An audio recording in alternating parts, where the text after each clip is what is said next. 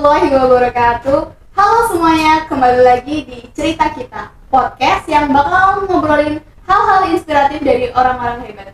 Di episode kali ini, kita kedatangan bintang tamu sekaligus rekan saya yang punya perjalanan menarik. Gimana enggak? Dia seorang santri sekaligus siswa aktif di Polkomtek Batu Raja. Penasaran banget kan gimana ceritanya? Yuk langsung aja. Boleh tolong kenalin dan ceritain kesibukannya sekarang apa sih? Perkenalkan, nama aku Arida Aulia, dan kalau misalkan ditanya sibuk apa enggaknya sih ya, kalau misalkan dijawab sibuk ya enggak, dibilang enggak ya sibuk gitu. Balance kan? Gitu ya? Ya, jadi keseharian aku itu nyantri sembari kursus di Polkomtek gitu.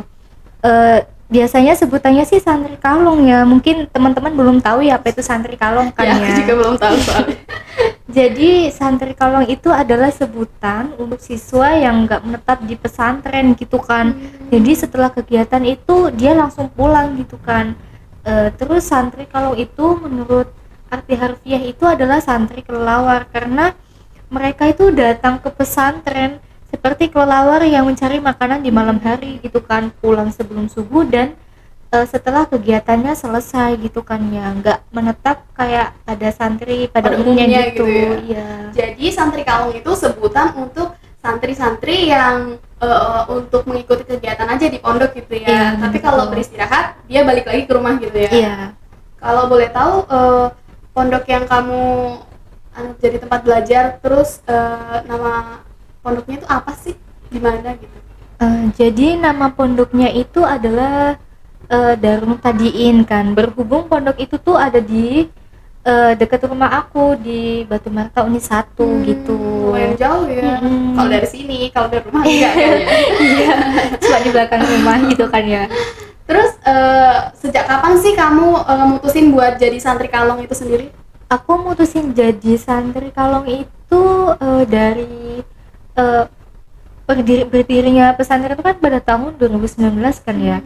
Nah, aku ikut ngajinya itu pada tahun 2020 sampai sekarang gitu kan. Karena kalau misalkan nggak ikut ngaji gitu kayak sayang banget kan ya, mumpung ada pesantren deket kan ya gitu. Kapan lagi gitu Iya, bener banget tuh kan. Berarti lumayan lama ya, ada sekitar 5 tahun, 6 tahun ya. Iya. Lumayan. Terus alasan tersendiri kamu buat ikut kursus di Polkomtek ini apa sih? Secara kan jadwal ngajinya udah padat nih. Boleh tolong ceritain? Jadi aku ini nggak punya kepikiran sama sekali untuk kursus di Polkomtek gitu kan ya. Karena boleh ya aku cerita boleh sedikit ya gitu kan. sharing. Iya, jadi aku itu dulu tuh pengennya tuh kuliah gitu kan ya, nanti ambil jurusan keagamaan kan, PAI kan ya.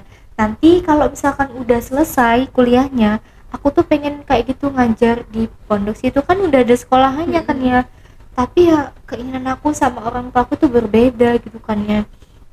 Orang tua aku itu pengennya tuh aku tuh pengen bisa komputer gitu kan ya. Nanti kalau misalnya udah bisa komputer kan, nanti aku ikut ngajar juga di pondok situ kan, udah ada SMK-nya kan, udah ada jurusan apa itu namanya, komputer ya itu informatika. Nah, jadi karena zaman sekarang itu kalau apa-apa tuh harus bisa komputer Bener kan ya. banget. Jadi Zaman ya sekarang udah iya, serba canggih era ya. digital kan. Jadi ya udahlah, kataku aku manut aja sama orang tua aku gitu. Karena ridho orang tua itu biasanya tuh membuka rezeki. Iya, bener banget tuh. Terus kalau dari sisi sistem belajar di Polkomtek Batu Raja tuh gimana sih sistem belajarnya tuh? Sistem belajarnya ini sih asik. Kakaknya juga tuh kayak berasa teman kita sendiri gitu kan. Jadi kalau misalnya kita mau nanya materinya tuh nggak canggung gitu kan. Biasanya kalau misalkan sekolah gitu kan Canggung gitu ya, gimana gitu kan ya. itu. Iya, bener banget tuh. Jadi ya enak gitu kan. Jadi kita tuh menangkap materinya tuh gampang gitu kan, enak, mudah dimengerti gitu. Terus kakak-kakaknya juga instruktur yang profesional ya kan. Iya, bener banget tuh. Tempat belajar yang memadai, terus sistem belajar yang enak banget lah pokoknya ya kan. Terus kamu pernah nggak sih ngerasa capek dan mau nyerah nih sama kegiatan-kegiatan yang padat banget gitu? Kalau misalkan ditanya capek apa enggaknya sih ya capek banget gitu ya, tapi kan kalau aku nggak punya ya kepikiran untuk nyerah gitu, nggak punya gitu kan. Karena kalau misalkan kita bener-bener ikhlas ngejalaninnya gitu, insya Allah di balik rasa capek itu tuh ada barokahnya yang luar biasa gitu. Balik lagi ke niat gitu Iya, ya, niat bener awal banget. udah beneran jadi Iya. selesai di akhir harus. Terus pernah nggak sih waktu nyetor hafalan bentrok sama tugas dari Polkomtek, pernah nggak tuh? Pernah tuh kayak waktu bulan Ramadan kemarin Oh kan. iya, padat banget ya itu. Kalau Ramadan gitu kan full ngaji kan ya, Bener. dari habis sore sampai nanti malam lagi kan ya. Itu tuh waktu itu tuh barengan sama tugas skill kan. Oh Nah iya waktu itu kan aku pulangnya sampai sore kan ya. Sore banget. Ya waktu itu ini malamnya tuh ada ujian hafalan kan ya. Jadi aku tuh bingung kan, kataku gimana lah ini aku mau ambil waktu buat ini ngelalar kan, kataku mana waktu itu aku sore-sore kan belum pulang ya. Jadi aku ya udahlah, yang penting aku kerjain yang utama dulu kan ya. Kalau misalkan masalah ujian hafalan mah yang penting aku mah yakin gitu kan. Dan malamnya waktu aku ujian itu akhirnya aku tuh alhamdulillah tuh lancar gitu. Bayang sih gimana chaos dan bingungnya. Iya. Untung aja kamu nggak nyerah gitu kan ya. Terus dari semua kegiatan yang udah kamu jalanin tuh siapa sih yang paling berjasa gitu dalam ngasih support, dalam ngasih dukungan gitu?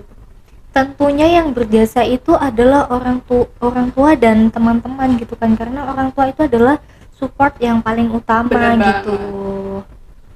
Berarti teman-temannya juga saling support, saling ngingetin gitu ya? Iya, teman-teman aku tuh kalau misalkan ada tugas yang belum selesai gitu kan, mereka tuh kayak cepet ngingetin, terus bantu juga. Dalam hati kan semoga aja teman-teman aku ini dapat barokahnya juga gitu. Terus selama ngejalanin semua kegiatan itu tuh hal paling berharga apa sih, pelajaran paling berharga apa sih yang kamu dapetin selagi jadi santri sekaligus siswa aktif di Polkomtek Batu Raja? Jadi hal-hal berharga yang aku dapetin selama menjadi santri itu adalah pembentukan karakter dan akhlak, karena hidup sebagai santri itu mengajarkan kedisiplinan, kesabaran, dan akhlakul karimah, karena itu adalah bekal yang sangat-sangat paling penting untuk kehidupan di sosial maupun di profesional.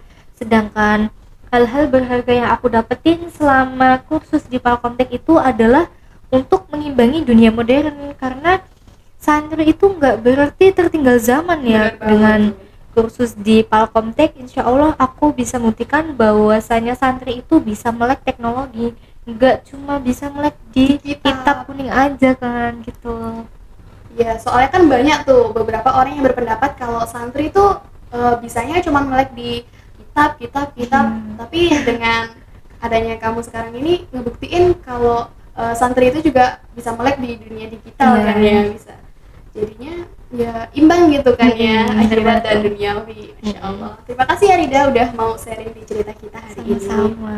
Dan semoga cerita dari aku ini, cerita pengalaman dari aku ini bisa menjadi inspirasi buat teman-teman sekalian di rumah ya. Pastinya dong. Jangan lupa follow dan bagikan video ini ke teman-teman lainnya.